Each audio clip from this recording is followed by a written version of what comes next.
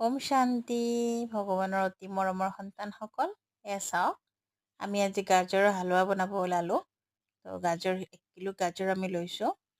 1 kilo গাজৰ আমি বাকলিটো এৰাই লৈ ৰুকনিত ৰুকি লৈছোঁ কাডুকুচ কৰি ল'লোঁ তাৰপিছত তাক অলপমান পানীটো চেপি দি আমি কেৰাহীত ঘি দি দিলোঁ তাৰপিছত ঘিটো আমি ভাজিম ঘিত আমি ভাজিম গাজৰখিনি গাজৰখিনি ঘি ঢালি দি আমি তাক ভাজিম কিছু সময় ভাজি তাতে আমি ড্ৰাই ফ্ৰুটছ দিলোঁ ইলাইচি পাউডাৰ দিলোঁ তাৰপিছত খিচমিচো দি দিছোঁ তাৰপিছত আকৌ অলপমান ভাজিম ভাজি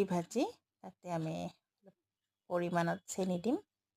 আপোনালোকে কিমান খায় কম যদি খায় কমকৈ দিব বেছি খালে বেছি দিব কিন্তু গাজৰৰ হালোৱাত চেনিটো অলপ দিলে ভালেই লাগে বাৰু